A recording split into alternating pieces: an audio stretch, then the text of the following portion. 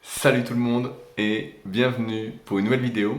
Aujourd'hui, on va parler ensemble de prise de muscle, notamment de fréquence d'entraînement, de nombre d'exercices, de volume vs intensité, de courbature, avec une question qui a été posée sur les forums Superphysique et qui va me permettre d'aborder pas mal de sujets qu'on n'a pas encore vus ensemble dans ces vidéos.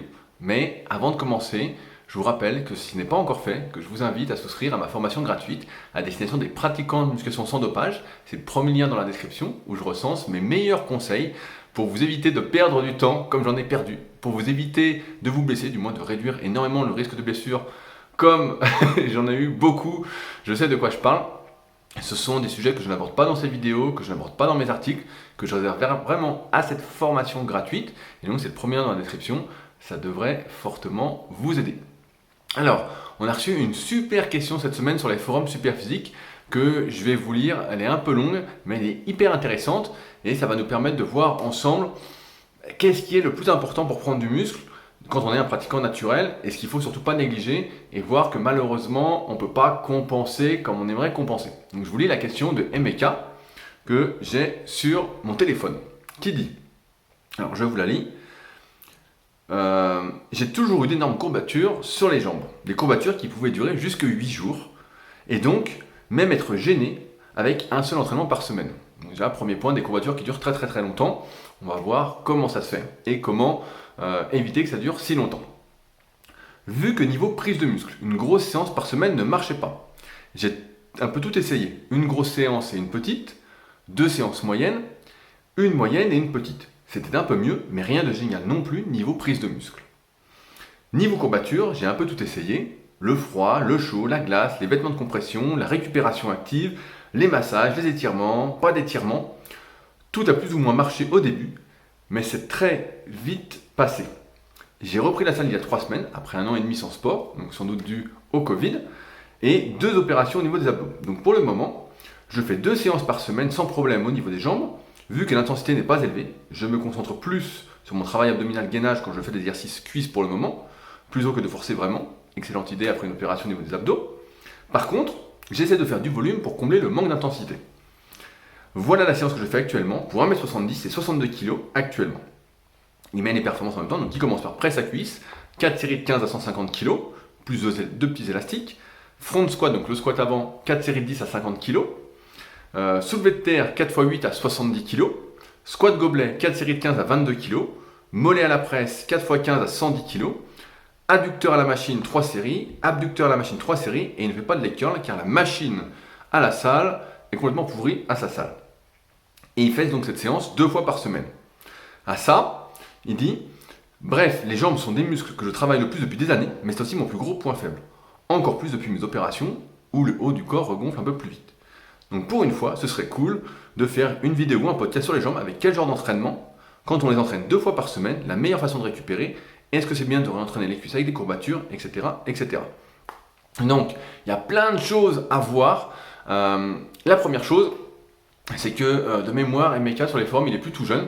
Moi, je me rappelle que quand j'étais j'étais plus jeune, notamment à mes débuts, ça on s'en rend compte, pourtant je suis encore jeune, mais quand on a commencé à 14 ans, c'est un peu différent. Je me souviens que les courbatures duraient pas très longtemps, notamment quand je faisais les cuisses, et comme beaucoup de personnes, j'avais toujours d'horribles courbatures, maintenant c'est encore pire, mais à l'époque j'avais d'horribles courbatures, mais ça durait 2-3 jours et ça partait. Maintenant ce que j'ai remarqué c'est qu'au fil des années, les courbatures durent beaucoup plus longtemps, pour plusieurs raisons. La première, c'est que j'ai l'impression que la récupération se fait en plusieurs temps. J'ai l'impression de très vite récupérer, et je crois qu'il y a des études qui montrent ça, mais au moins d'un point de vue d'expérience et empirique, c'est qu'au début on a l'impression de récupérer rapidement et après c'est comme si ça stagnait. Et donc là, en dehors de toutes les notions de surétirement dont on a parlé, il y a 2 ou 3 vidéos avec une question sur les triceps qui s'appelait Stop aux mauvaises courbatures, qui était une super vidéo qui n'a pas trop marché. C'est comme ça, mais je vous invite à la regarder si vous ne l'avez pas encore regardé. En dehors de ça, ce qu'il faut faire en fait, c'est rapidement se réentraîner pour, on va dire, remettre un coup de boost à la récupération. Donc tout ce qui est froid, chaud, vêtements de compression, tout ça c'est super. Moi aussi j'en ai eu au tout début des vêtements de compression, je les ai encore mais je ne les mets plus du tout. Je me souviens qu'à l'époque, il y a même des périodes où j'essayais de dormir avec et c'est vrai qu'on récupérait un peu mieux. Mais c'était pas le top et ce qu'il faut faire le mieux, c'est un peu ce qu'on peut voir régulièrement, même si c'est encore un débat parfois, c'est de la récupération active. C'est-à-dire que une fois qu'on a fait une grosse séance, ben voilà, pendant 24-48 heures, c'est là que les courbatures vont être le plus intenses. Et après, comme la récupération va s'arrêter, on va dire, du moins elle va ralentir, et ben c'est le moment de refaire une petite séance légère pour faire circuler le sang, pour se remettre en mouvement. Après, c'est normal d'avoir beaucoup de courbatures aux cuisses, parce que si vous êtes comme moi et comme beaucoup d'individus, vous passez beaucoup de temps assis, avec les quadriceps qui sont rarement étirés, vous êtes souvent les jambes à 90 ou les jambes tendues. Donc dès qu'on va étirer un muscle qu'on n'a pas l'habitude d'étirer, notamment avec des charges lourdes, ça va faire des courbatures assez importantes, hein, c'est normal. C'est comme les pecs pour ceux qui ont les épaules très en avant, qui sont un peu bossus, à cause d'un manque d'équilibre entre les rotateurs internes et externes de l'épaule, principalement, même s'il y a d'autres causes, mais c'est surtout ça pour la majorité. C'est quelque chose d'ailleurs que j'aborde dans la formation Super Physique Épaule, pour ceux que ça intéresse, qui est disponible sur mon site, rudicoya.com, pour ceux qui ne connaîtraient pas. Mais donc c'est le premier point, c'est on est rarement en position d'étirement, et d'autre part, j'ai perdu mon fil, mais voilà, je vais le retrouver.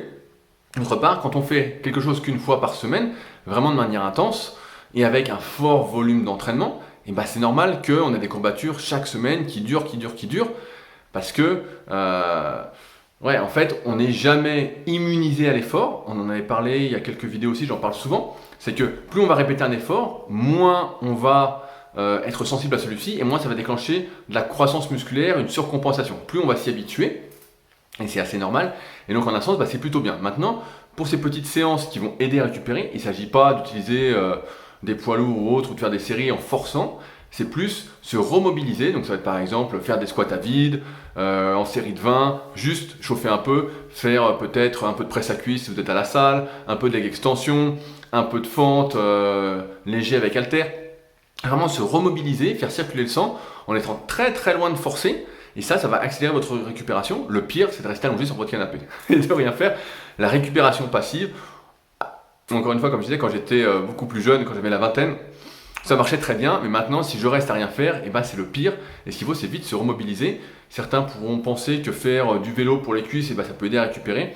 J'ai remarqué que ça aidait moins, de mon expérience encore une fois, après une séance de musculation, que de faire des mouvements directement de musculation, presque ceux qu'on a fait durant la séance, voire ceux qu'on a fait durant la séance, mais de manière très légère en fin de séance, pendant 10-15 minutes, et ça va vous aider à récupérer un peu plus rapidement.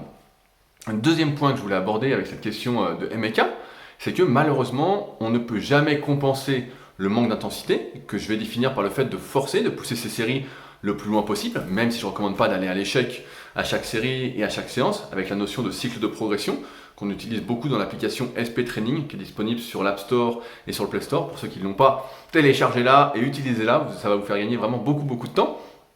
Et donc, je ne recommande pas ça. Et donc, parfois, on se dit, oui, il ne faut pas trop forcer, et on va compenser par faire plus de séries, plus d'exercices.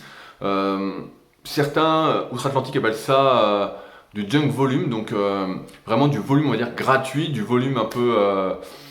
pour dire qu'on fait du volume d'entraînement, mais ça, malheureusement, ça fait que l'entraînement se rapproche plus d'un entraînement d'aérobie, d'endurance, d'un entraînement énergétique, et non d'un entraînement musculaire. On sait que, pour prendre du muscle, d'expérience encore une fois, il faut être pas loin de l'échec et avoir une progression. On sait qu'il y a 3 facteurs de l'hypertrophie musculaire, pour simplifier, qui sont la charge qu'on utilise, le stress métabolique, donc le temps sous tension durant la série, durant la séance, et ensuite le tout en progressant régulièrement, soit sur ses répétitions, soit sur ses charges, même si à la fin, on progresse toujours sur ses charges. Et en rajoutant du volume au détriment de l'intensité, on va donc utiliser des charges qui vont être beaucoup trop faibles, l'intensité va être trop faible. Je recommande d'être entre un RPE, c'est-à-dire un nombre de répétitions, on va dire en réserve, entre 1 et 3, sauf en fin de cycle de progression où là, il faudra se dépouiller. Mais voilà, entre 7 et 9, c'est à peu près le bon compromis. 8 me semble être le meilleur compromis, comme je l'expliquais, je crois, dans l'article volume vs fréquence en musculation sur mon site, qui est un de mes plus gros articles, un de ceux avec lequel j'ai pris le plus de plaisir à écrire, pour ceux qui voudraient aller lire ça. Mais voilà, il faut se retrouver là. Et donc quand on se retrouve là, on comprend bien et on s'en rend compte naturellement qu'on ne peut pas faire un volume d'entraînement hyper important. On ne peut pas faire la séance que fait MEK, on va faire 4 séries de presse, 4 séries de front squat, 4 séries de squat gobelet, 4 séries de soulevé de terre, des abducteurs. Voilà. Là, il y a plein de volumes gratuits et en fait, malheureusement, ça ne va pas compenser le manque d'intensité. C'est pour ça que J'avais fait aussi un article, je me souviens, sur le volume d'entraînement idéal, d'après mon expérience, encore une fois, après avoir coaché des milliers de personnes depuis 2006, et que je récapitule en plus dans le tome 3 de la méthode Superphysique, où je vous explique comment construis mes programmes pour mes élèves, pour les personnes qui font appel à mes services de coach à distance, de suivi, je vais préciser. Mais il y a un volume idéal, et souvent quand j'en parle, quand je dis voilà, en moyenne pour les pectoraux, si on fait déjà 10 séries vraiment intenses, qu'il y a 10 vraies séries, et c'est déjà pas mal. Et ça me rappelle d'ailleurs dans le guide pratique du bodybuilding de Jean Texier, le numéro 5, qu'on a interviewé Mike Menzer. Mike Menzer, donc, qui était parti un peu à l'extrême un peu plus tard, vers la fin de sa vie.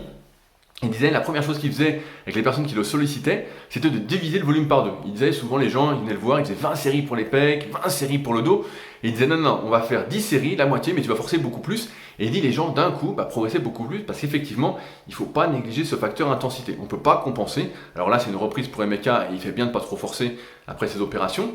Mais naturellement, on ne peut pas compenser. Et si on prend du volume, du muscle, entre guillemets, au début, quand on rajoute ce volume gratuit, ce junk volume, en fait, comme on ne va pas pouvoir progresser sur ces exercices-là, qui sont faits en fin de séance et qui rajoutent du volume parce qu'on ne force pas, et la prise de muscle va vite s'arrêter parce qu'on ne va pas pouvoir réunir les 3 facteurs de l'hypertrophie qu'on vient de parler. Donc ça, c'est le deuxième point. Ensuite, si on a un point faible, en règle générale, il vaut mieux l'entraîner 2 fois par semaine plutôt qu'une fois par semaine, surtout que même pour la majorité des personnes, qui n'ont pas un niveau, on va dire, très important, par exemple, qui n'ont pas un niveau légende ou titan du club Superphysique, clubsuperphysique.org pour voir tous les tableaux de performance, à quoi ça correspond. Et en fait, une fréquence de sollicitation une fois par semaine pour un groupe musculaire, c'est pas assez. Et dans ce cas-là, mieux vaut se concentrer sur 2 séances, d'autant plus si c'est un point faible. Si c'est un point fort, en général, ça va suffire avec une vraie séance par semaine, directe, et peut-être une indirecte. Par exemple, quand on fait les pecs, ça travaille aussi les triceps. Et si on fait les triceps une fois dans la semaine, voilà, ça va le faire nickel. Mais ça ne va pas suffire. Et donc, dans ce sens, comme Emeka le dit, il faut travailler les cuisses 2 fois par semaine. Alors, si vraiment c'est un objectif pour lui, moi, ce que je lui recommande, c'est plutôt de se concentrer sur 2-3 exercices vraiment importants, vraiment efficaces pour lui. Je rappelle qu'il faut progressivement arriver à déterminer quels sont les meilleurs exercices pour soi en fonction de sa morphoanatomie, en fonction des sollicitations musculaires qu'on ressent. Donc si je prends mon exemple, la presse à cuisse, c'est quelque chose qui marche plutôt bien pour les cuisses. Et donc dans ce cas-là, si je fais de la presse à cuisse en série plutôt mi-longue, comme j'avais expliqué dans je ne sais plus quelle vidéo il y a un petit moment, mais voilà, des séries entre 15 et 20 répétitions, et que je progresse dessus, je vais prendre des cuisses, parce que l'exercice me sollicite vraiment les cuisses. Un mauvais exemple, c'est je ne suis pas fait pour les pectoraux, je fais du développé couché, ça me fait surtout les épaules, et en progressant, je prends surtout des épaules. Dans ce cas-là, il faut se tourner peut-être plus vers du développé décliné, du développé couché avec haltère, du développé sur machine, à condition que ça vous fasse bien les pecs. Donc ça, à voir au cas par cas en fonction de votre morphoanatomie, CF, tome 1 et 2 de la méthode Superphysique pour apprendre à faire votre analyse et avoir des vidéos d'analyse en direct. Donc à partir de là, je vous conseille de réduire son volume gratuit qui ne sert pas à grand chose. Je pense que l'exercice des adducteurs à la machine, je pense que ça, on peut l'oublier. Travailler les rotateurs externes de hanche, ça c'est une bonne idée. Donc les abducteurs, sachant que c'est comme pour les épaules, on a souvent les rotateurs externes qui sont beaucoup plus faibles que les rotateurs internes.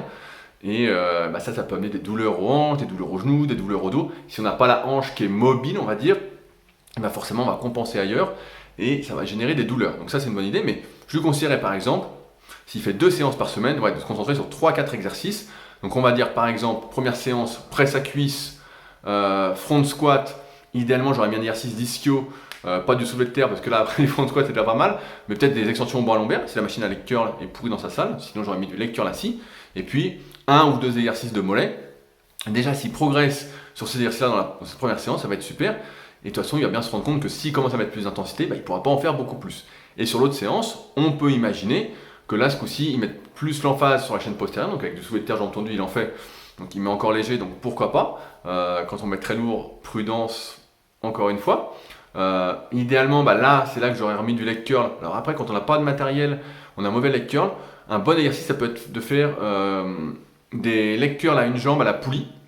Donc soit la poulie haute en étant allongé, là ce qui c'est difficile c'est de s'attacher avec une sangle de cheville à la poulie haute, ou alors de les faire à la poulie basse. C'est pas l'idéal, mais c'est mieux que rien. Donc on peut imaginer ça. Et ensuite, plutôt que de faire du squat gobelet, même si là il met léger, on pourrait imaginer qu'il fasse du squat gobelet, même si c'est pas l'idéal pour la prise de muscle. Dans son optique abdominaux, renforcement, ça peut être une bonne idée quand même.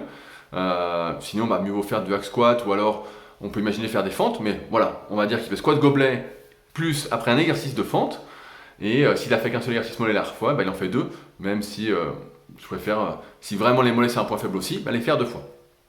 Donc là, on aurait 2 séances avec un volume qui peut paraître restreint pour la majorité, mais qui, si on force suffisamment, on se rend compte qu'on ne pourra pas faire plus. Je rappelle la notion de perte tolérable qui explique que lorsque on n'a plus de force, on n'a plus de jus, ça ne sert à rien de continuer, ça ne sert à rien de faire du volume gratuit, sauf dans une optique peut-être de renforcement musculaire, mais sinon ça n'a aucun intérêt, ça va vous bouffer votre récupération et vous n'allez pas bien progresser.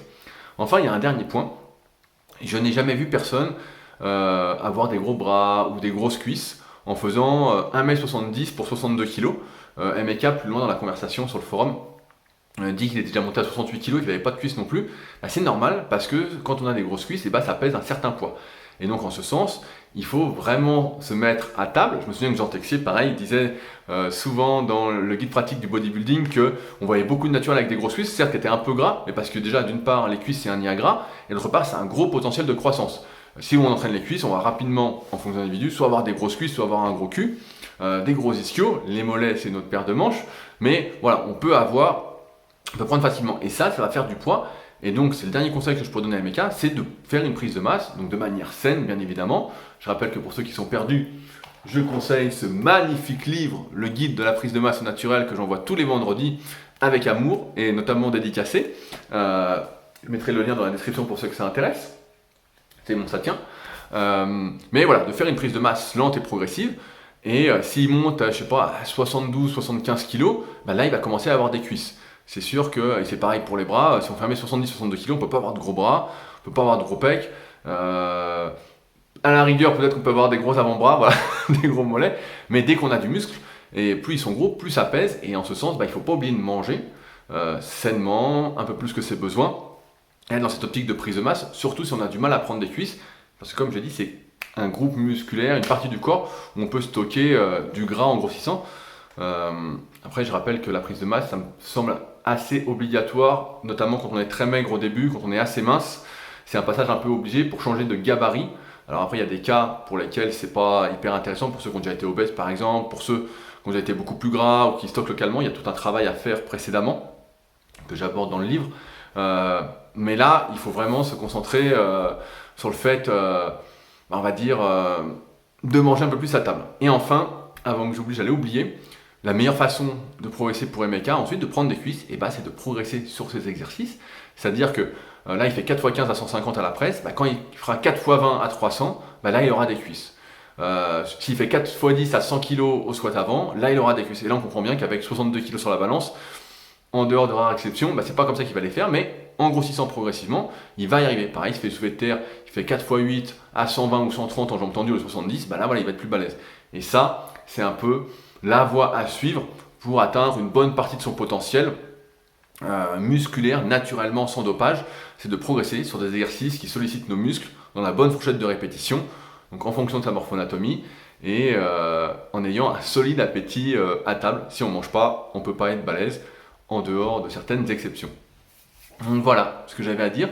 J'espère que la vidéo vous servira, vous aura servi. Si jamais, je rappelle, elle peut servir à d'autres personnes qui sont un peu dans ces problématiques-là, n'hésitez pas à la partager, à en parler autour de vous.